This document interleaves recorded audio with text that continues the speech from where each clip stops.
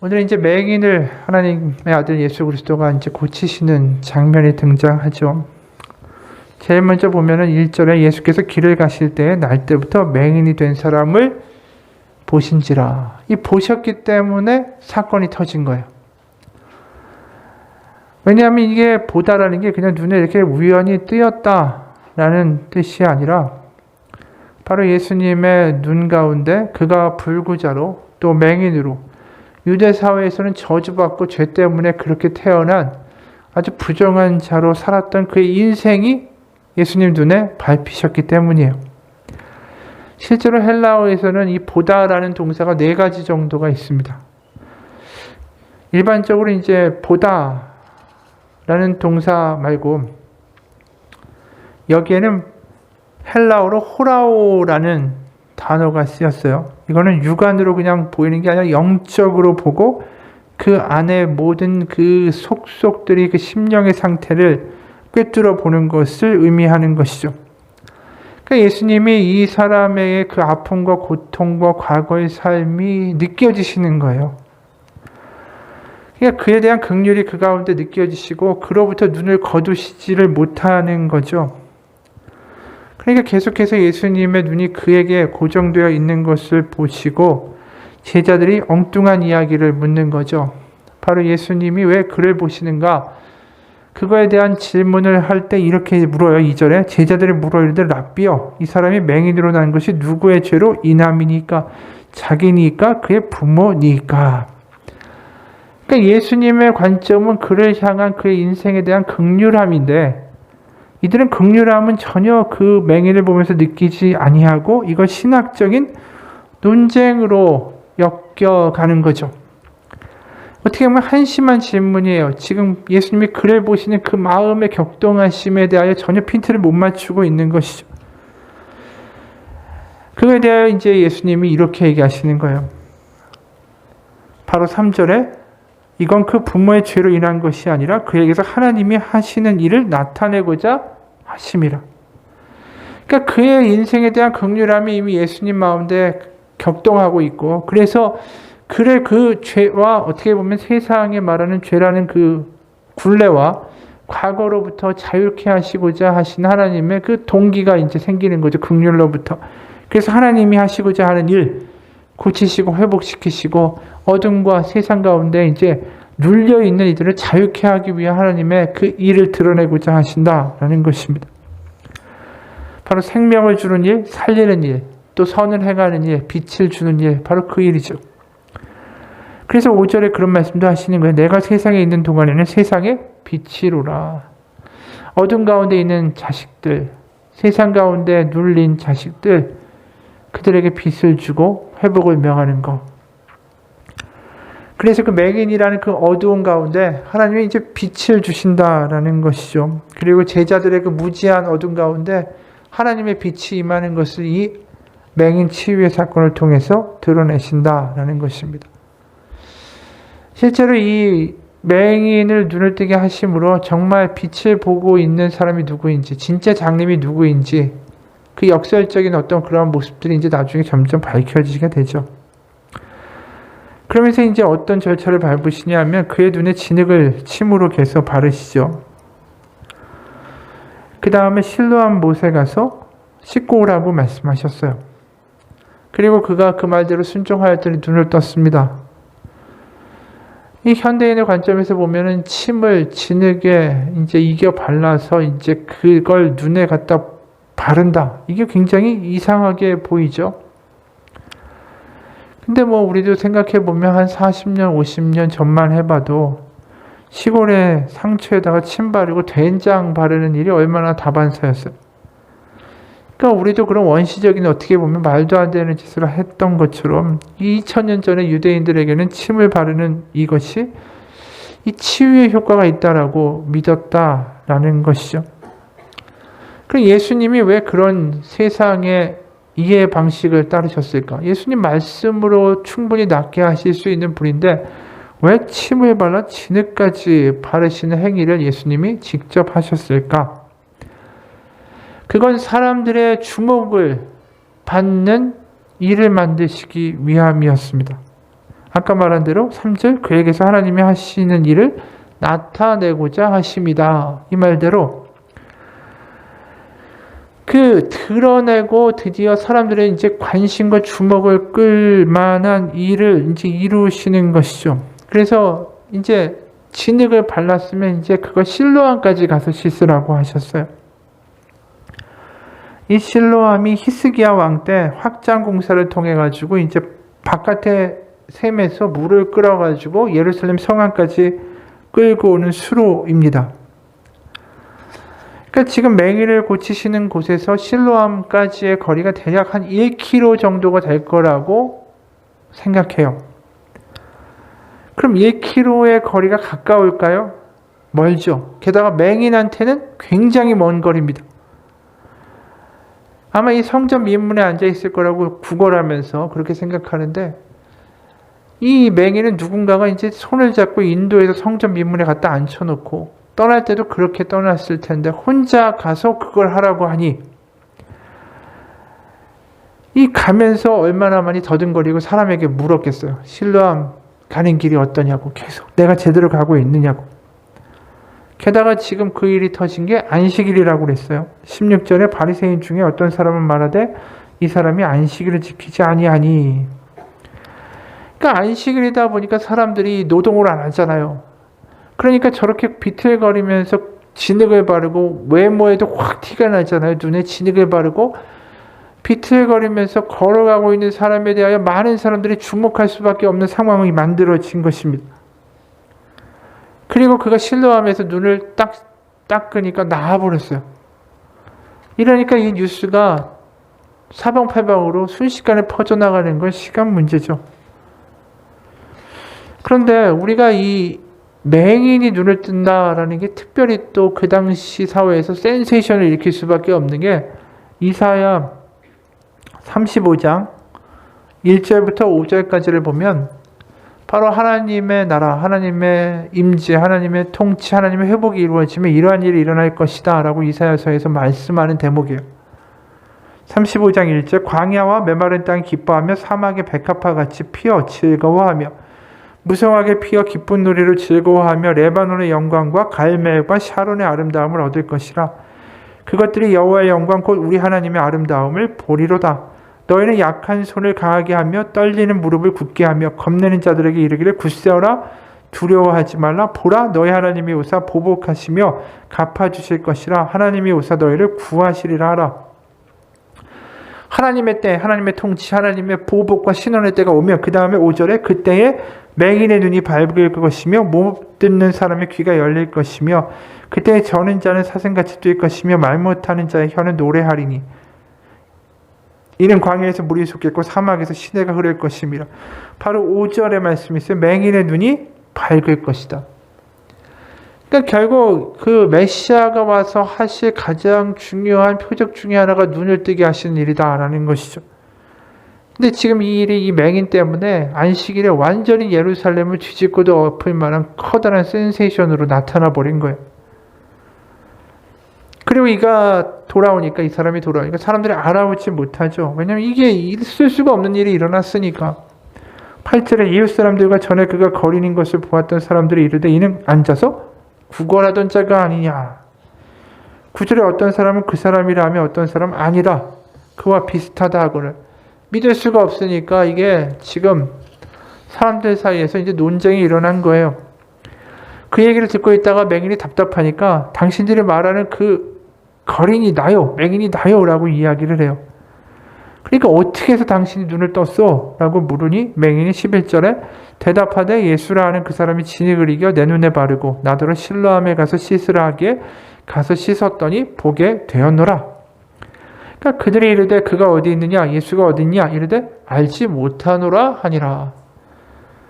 이렇게 해서 이제 사건이 일단락이 됩니다. 근데 사람들이 이 일을 보고 그냥 가만히 있는 게 아니라 이 맹인을 데리고 바리새인에게로 가는 걸로 두 번째 사건이 연결되죠. 당연히 바리새인들은 예수님을 부정하죠. 귀신 들렸다, 뭐 사마리아에서 왔다, 뭐 이런 식으로 깎아내린 것이 바리새인들의 일이 아닙니까? 미쳤다라고 하고. 게다가 일이 안식일에 일어났으니까 그들로서는 상상도 못하는 일을 한 거잖아요. 안식일에 일을.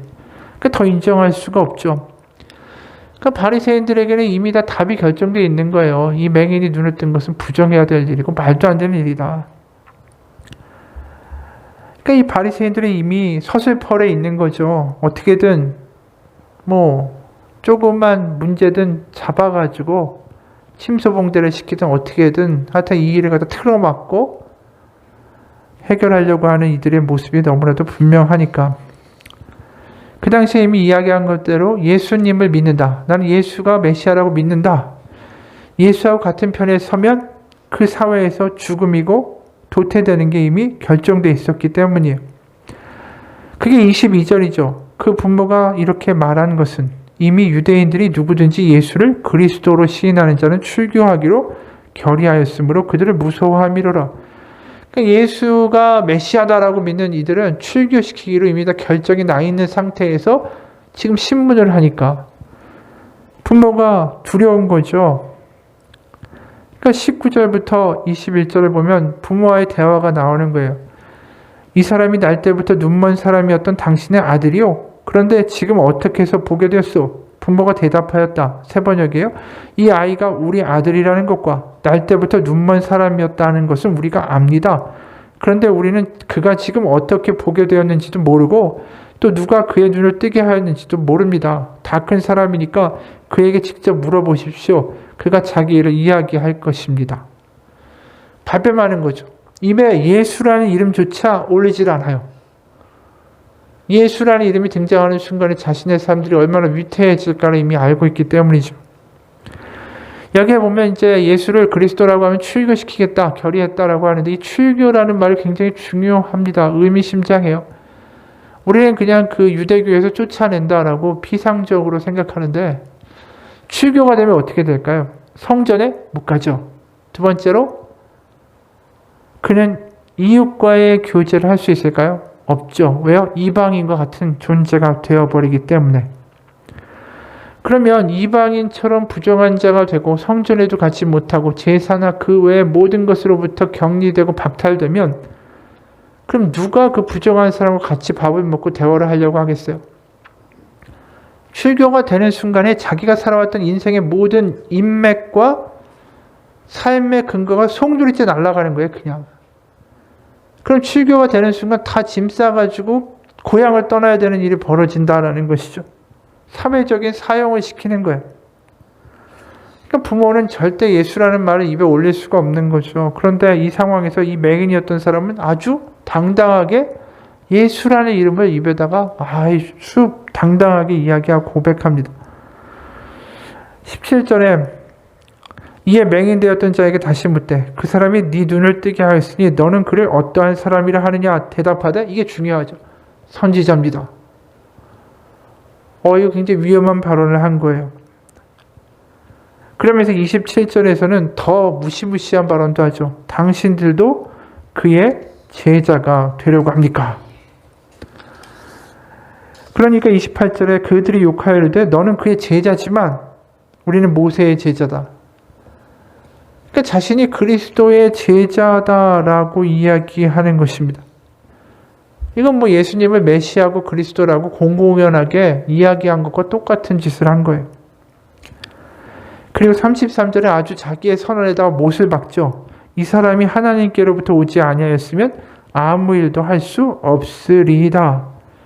예수님이 하나님께로부터 왔다라고 했어요.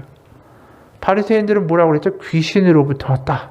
이렇게 얘기했는데 아예 바리새인들에게 정확하게 반박을 하는 것이죠. 이거 출교해달라는 이야기하고 똑같아요. 나 쫓아내달라. 이 부모의 모습과 너무나도 대조되는 아주 당당한 신앙의 고백이고 발언입니다. 이런 단호한 모습들이 우리가 요한복음 4장에서도 사마리아 여인이 이런 일을 보여줬죠. 4장 19절에 보면 순서가 똑같아요. 예수님 보면서 뭐라고 고백하냐면 4장 19절에 여자가 이르되 주여 내가 보니 선지자로소이다. 이 여인도 예수님하고 대화하면서 예수님 선지자라고 그러죠. 지금 이 맹인도 예수님 선지자다라고 이야기해요. 그 다음에 25절, 4장 25절, 26절에 이런 말씀이 나오죠. 여자가 이르되 메시아 곧 그리스도라 하는 이가 오실 줄을 내가 아오니 그가 오시면 모든 것을 우리에게 알려주시리이다.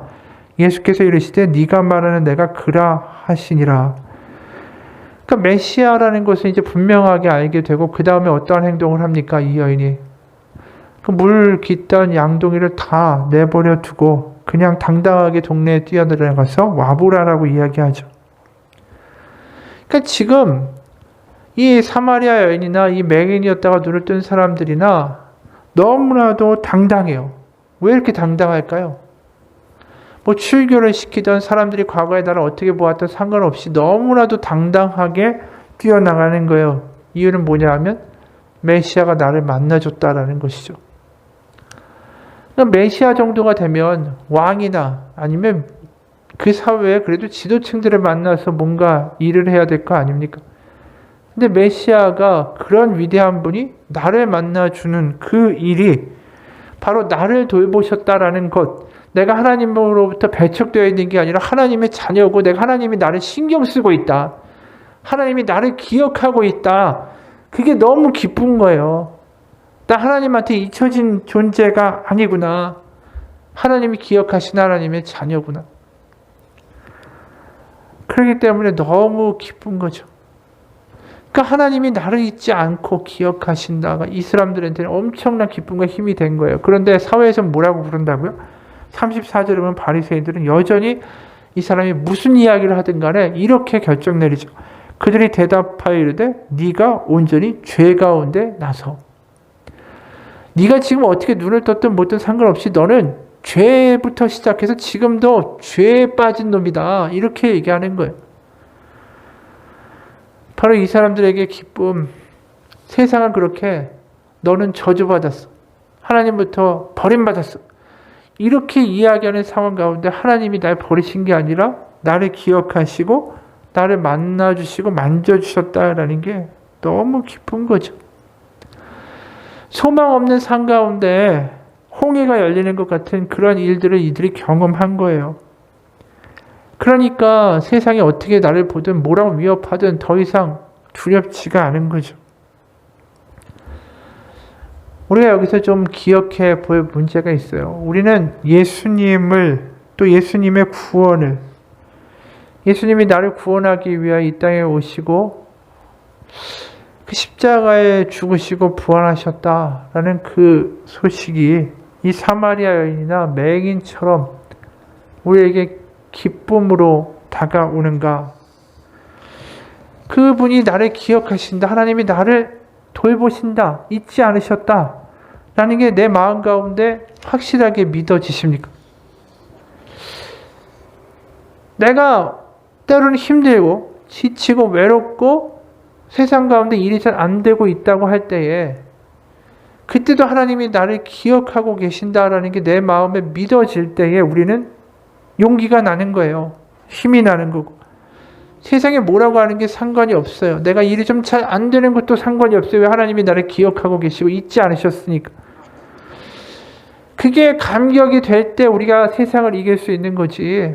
하나님이 나를 잊으셨다라고 생각하는 사람들은 어떠한 믿음의 능력도 발휘할 수가 없다라는 거죠.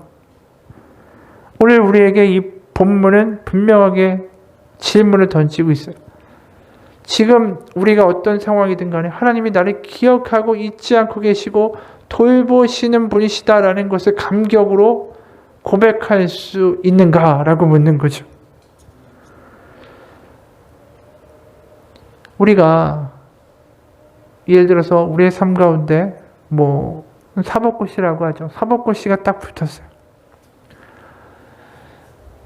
정말 그런 기쁜 소식이 있으면 혼자서만 알고 아무한테도 얘기 안 하는 사람이 있겠어요? 자랑하고 떠벌리고 막 이럴 거 아니에요. 그러면 사법고시보다 붙은 것보다 더 큰 일이 뭡니까? 하나님이 나를 안다는 건데. 하나님이 나를 기억하시고 나를 잊지 않으셨다라는 그 놀라운 사실이 내 삶에 벌어지고 하나님이 내 아버지가 됐다라는 게 내 삶 가운데에 일어났는데 그게 감격이 되고 믿어지면 당연히 사방에 가서 떠들고 이야기하는 게 당연한 거죠. 그러니까 지금 우리가 이 맹인을 보면서 느끼는 게 왜 맹인과 같은 이 기쁨과 감격이 우리 가운데 점점 사라지고 있는가라는 것이죠.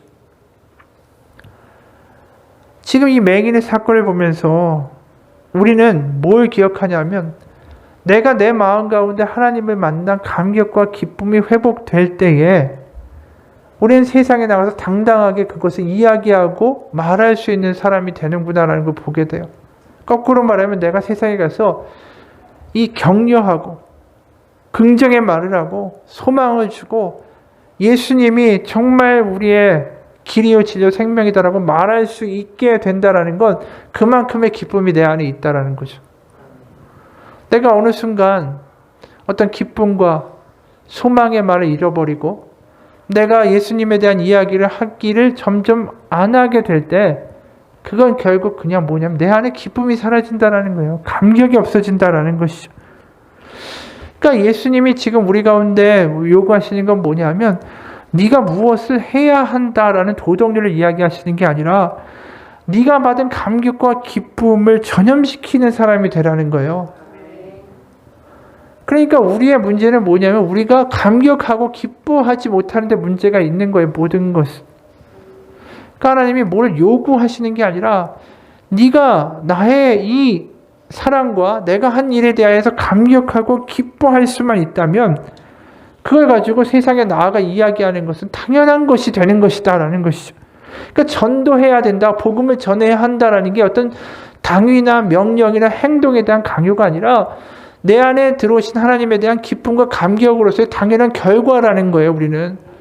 그러니까 이 결과로 나타나는 복음 전파와 우리의 언어의 변화와 우리의 관점의 변화가 이 결과론적으로 나타나는 것인데 자꾸만 이걸 목적처럼 행위처럼 이야기하니까 부담되고 힘든 거예요. 우린 다시 생각해 봐야 돼요. 왜 내가 이렇게 안 돼? 그건 내 안에서 기쁨과 감격이 사라졌기 때문이다.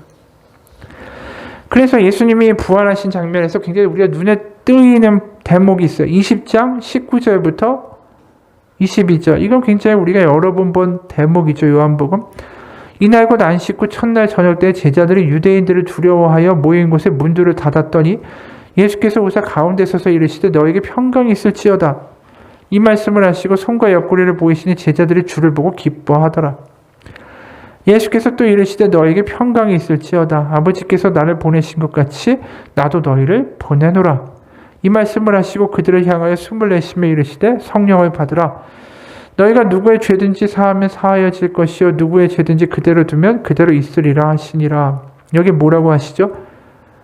아버지께서 나를 보내신 것 같이 나도 너희를 보내노라 라고 하셨어요. 왜 하필이면 이 시점에 그 이야기를 하실까요? 왜 나도 너희를 보내노라. 그리고 보내셔서 무엇을 선포하라고 하시죠? 바로 죄를 사하는 이야기. 당신은 더 이상 어둠의 자식도 아니고 죄의 종도 아니고 하나님께 잊혀진 존재가 아니고 당신에게는 분명히 하나님의 자유와 소망과 하나님의 자녀 될 수 있는 길이 있습니다.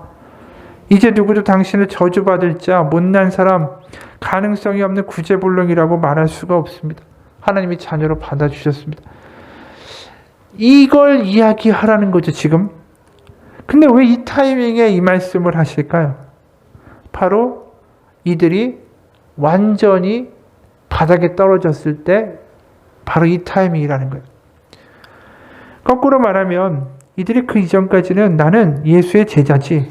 나는 예수님의 당연히 왕국을 이루시면 나 오른편에 앉을 거고 왼편에 앉을 거야. 자신들이 얻을 것, 자신들의 구원 이거 다 당연하게 생각했어요. 당연하게. 나는 당연히 예수님의 수제자고. 당연. 그러니까 서로 길바닥에서 싸운 거 아니에요. 내가 더 높은 자리에 앉겠다고. 그런데 지금 이 상황은 어떻게 됐죠? 모든 게 당연한 게 아니에요. 왜요? 나 예수님 모른다고 도망갔고 3번이나 부인했고 다 도망간 어떻게 보면 자신의 어떤 공가나 자신이 무언가를 했다라는 그것을 이야기할 수 없는 완전히 파산한 지경에 예수님이 나타나신 거예요. 그러면 예수님이 우리를 저주하거나 욕하거나 버릴 수 있잖아요. 배신한 거에 대한 흉도 보실 수 있는데 그게 아니라 이제 평강을 받으라. 내가 너희를 보내노라. 이 이야기는 뭡니까? 그들 가운데 내가 너희를 포기하지 않았고 내가 너희를 기억하고 있고 내가 너희를 잊지 않았고 너희는 여전히 내 제자다라고 말씀하실 때 그들 가운데 감격이 생기네. 감격이.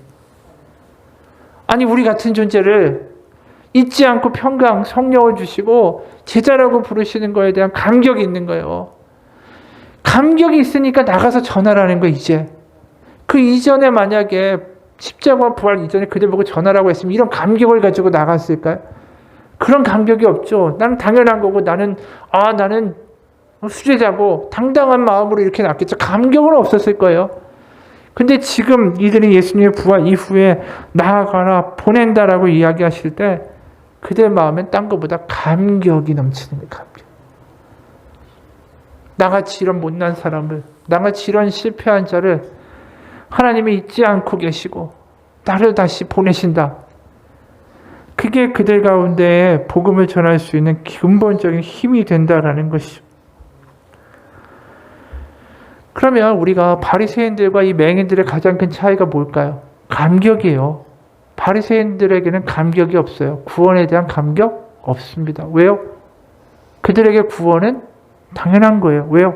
아브라함의 자손이고 11조를 하고 자신들 금식도 하고 저기 보이는 부정한 자들보다 훨씬 더 경건한 사람들이고 선택된 민족이고 그렇기 때문에 많은 것들이 당연하게 느껴지는 거예요. 그러니까 감격이 없죠. 근데 맹인에게는 모든 게 당연한 게 아니에요. 지금 이루어진 모든 일들이 감격인 거예요. 순간순간. 그러니까 결국 아까 얘기한 대로 우리의 모든 어떤 복음을 전하고 감격을 세상 가운데 이야기하고 당당해지고 소망과 격려의 말을 하고 이게 안 되는 건 내 안에 감격이 없다라는 거 아니겠어요? 그러니까 신앙에서 가장 본질적인 우리의 회개의 목적은 내 안에 감격이 있느냐 아니면 모든 것이 점점 당연해지는가. 그게 우리의 믿음을 확인하는 핵심이 된다라는 거예요. 그러니까 우리가 교회에 다니면 다닐수록 그래 하나님 나 사랑하지. 담담해져요. 그냥 담담해지고 감격이 사라져요. 어느 목사님이 이런 글을 썼더라고요. 주님을 향해 걸어가는 여정 속에서 우리의 신앙이 발돋움하기를 원합니다. 누군가 영성에 가장 해로운 것이 내게 주어진 것을 당연히 여기는 것이라고 한 말이 생각납니다. 우리가 살아가면서 받는 여러 모양의 대접을 당연한 듯 여기지 않게 하소서. 의식적으로나 무의식적으로나 내가 그런 대접을 받을 만하다고 마땅한 듯 여기지 않게 하소서. 그래서 내가 먼저 인사하고 내가 먼저 대접하고 내가 무시당하는 자리에도 들어가 보게 하소서. 그래서 내가 매일 인사받고 대접받는 자리에 젖어들지 않게 하옵소서. 이게 기도라는 거예요. 그러니까 이 이야기가 뭐냐면 나 바리새인 되기 싫다는 이야기가 똑같아요. 바리새인 서기관들 어디 가나 인정받고 존경받고 하늘문에 가장 가까운 사람이고 접대받았잖아요. 근데 이분이 이런 얘기하는 게 굉장히 인상 깊어요. 내게 주어진 것을 당연하게 여기는 것이 믿음에서 가장 해로운 것이다 라는 거죠. 그러니까 내가 사랑받고 있는 거, 하나님으로부터 사랑받고 있는 게 당연한 걸까요? 아니라는 거예요. 나는 사랑받을 만한 존재가 아니죠. 나도 나를 사랑하기가 힘들어요. 왜요? 내가 얼마나 변덕이 심하고요. 내가 얼마나 짜증이 많고 내가 얼마나 화도 많고 내가 얼마나 죄도 많은 사람인지 몰라요. 그런 나를 사랑하는 일이 얼마나 힘든 일이겠어요. 그런데 내 마음의 모든 이 안에 모든 더러운 것까지 누군가 사람들이 다 읽을 수 있고 볼 수 있다면 사람들은 나를 아무도 상종하지 않으려고 할지 몰라요. 그런 나를 사랑한다는 거, 사랑해 준다는 거, 사랑받는다는 거 이거 당연한 일이 아니라는 거예요. 은혜도 당연한 게 아니라는 거죠. 그래서 믿음의 가장 해로운 게 뭡니까? 당연히 여기는 태도라는 거예요. 우리에게 당연한 게 없어요. 근데 어느 순간 하나님의 사랑이 당연한 것처럼 느껴지기 시작한다. 그러면 그게 감격이 사라지는 거죠. 그래서 그분의 은혜와 그분의 사랑이 당연한 것이 아니라 감격으로 느껴질 때 우리는 나아가서 보내심을 받은 자로 기쁨과 소망을 전할 수 있는 사람이 된다라는 거죠. 그래서 아까 사도들이 더 이상 제자들이 다 도망가고 완전히 찌질이가 됐을 때 자신들에게 부어주시는 주님의 사랑과 신뢰가 당연한 것처럼 느껴지지 않게 됐을 때 보내노라 라는 이야기가 나오는 거예요. 바로 우리에게도 마찬가지예요. 하나님의 사랑과 하나님의 은혜가 당연한 것이 아닙니다. 그게 우리 가운데 그렇습니다 라고 고백될 때 그때 다시 감격이, 기쁨이 회복되고 그걸 가지고 세상에 나아가 전파하고 전염시키는 거예요. 그렇지 않으면 세상에 우리가 전염되는 거지 세상을 우리가 전염시킬 수 있는 능력이 우리 가운데 없다라는 것이죠. 어느 미국 목사님이 이런 경험담을 이야기합니다. 브로드웨이 뮤지컬을 보는 중이었다. 중간에 휴식 시간을 틈타서 스트레칭을 하려고 자리에서 일어났다. 그러자 옆좌석에 앉았던 남자가 일어섰다. 그러면서 말을 걸었다. 딸의 고등학교 졸업을 축하해주러 같이 뮤지컬을 보러 왔다라고 그 남자가 말했다. 그래서 나는 결혼 9주년 기념일이라고 말했다. 그는 내게 자녀가 있는지 물어봤다. 나는 각각 3살, 4살, 6살짜리 딸 셋이 있다라고 대답했다. 그는 빙그레 웃으며 자기의 딸을 가리켰다. 이 아이가 6살 때가 기억나네요. 그의 목소리의 톤은 부드러웠다. 잠시 후에 그는 나에게 아주 자연스럽고도 편안하게 물었다. 저 애가 6살 때 어떤 일이 있었는지 아세요? 그 일로 저는 완전히 다른 아빠가 되었답니다. 들어보시겠어요? 나는 고개를 끄덕거렸다. 저는 딸이 태어나고 6년간 밤낮 없이 일만 했습니다. 딸과 보내는 시간이 거의 없었죠. 저는 별로 좋은 아빠도 남편도 아니었어요. 그러다 보니까 아내와 다툼이 끊이지 않았죠. 그러다 이 일이 생각났습니다. 한 친구가 저를 교회로 초대했었죠. 교회를 따분하고 불필요한 것으로 생각하시는 줄은 저도 압니다. 저도 처음에 그랬으니까요. 처음에 친구가 교회를 초대했지만 가고 싶지 않았습니다. 그런데 그 친구가 끈덕지게 초대를 하지 뭡니까? 결국 두 손 두 발 다 들고 말았습니다. 저는 원래 조직화된 종교를 별로 좋아하지 않았습니다. 지금도 마찬가지고요. 하지만 예수님과의 관계는 달랐습니다. 그 관계가 제 인생을 완전히 바꿔놨죠. 예수님이야말로 제가 내내 찾던 답이었습니다. 예수님은 저의 가정을 완전히 바꾸셨어요. 그대로 남편으로서 아버지로서 큰 기쁨을 누리며 살아왔습니다. 그게 제 평생에 가장 잘한 일이에요. 저는 제 딸이 6살 때 제가 그런 결정을 내려서 얼마나 감사한지 모른다는 말, 그 말 그냥 하고 싶었습니다. 정말 모든 게 달라졌거든요. 목사인 나는 그 이야기를 들으며 내가 먼저 그리스도인이라는 걸 밝혔어야 되는데 그 사람이 그렇게 얘기하는 사실에 너무 충격을 받고 타이밍을 놓치고 말았다. 모르는 사람이 나에게 전도한 거 그때가 처음이었다. 그리고 뮤지컬 다시 시작됐고 둘 다 자리에 다시 앉았다. 어느새 내 눈에는 눈물이 고여 있었다. 뮤지컬이 너무 감동적이어서가 아니라 방금 객석에서 일어났던 일 때문이었다.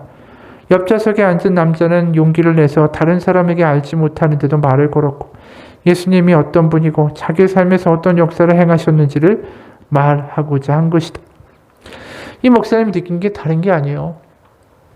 와, 저 사람 안에는 감격과 기쁨이 있구나. 그걸 주변 가운데 이야기하지 않으면 안 될 정도의 감격과 기쁨이 있구나. 그런데 왜 나에게는 그렇게 사라지고 있을까? 그 남자의 모습과 이야기 그리고 그 상황들을 보면서 그 마음 가운데 감격이 오고 눈물이 고이는 것이죠. 우리가 이런 사람의 모습이 되기 원합니다. 복음을 전해라, 전도를 해라 이 이야기가 아니라 우리 가운데 그 감격을 회복하고 감격과 기쁨을 주변 가운데에 나누지 않으면 안 돼. 그러한 믿음이 되기 원합니다. 하나님의 사랑이 당연하게 느껴지지 않고 그분이 이루어 주신 일 때문에 매일 감격하고 그것을 세상 가운데 전염시킬 수 있는 사람, 그러한 믿음 되기 원합니다. 같이 기도하겠습니다. 하나님 아버지, 어느덧 교회에 다니는 것도 당연하고 그냥 하나님이 날 사랑한다는 것도 당연하고 모든 것이 그냥 당연해서 맨숭맨숭한 삶이 되지 않기 원합니다. 그것이 바리새인의 삶이었고 그것이 결국은 무너지는 삶이었기 때문에 그렇습니다. 우리를 사랑하시는 하나님, 그거 당연한 것이 아닙니다. 하나님이 나에게 베푸시는 은혜, 그것 또한 당연한 것이 아닙니다. 내가 어떻게 살아왔었는데 그런 나를 구원하고 돌보시는 지금도 기억하신 하나님에 대한 감격과 기쁨을 회복하고 그것으로 주변 가운데 나누고 이야기할 수 있는 감격하는 신앙으로 살게 하여 주옵소서. 살아계신 우리 주 예수 그리스도의 이름 받들어 기도합니다. 아멘. 우리 같이 기도하겠습니다.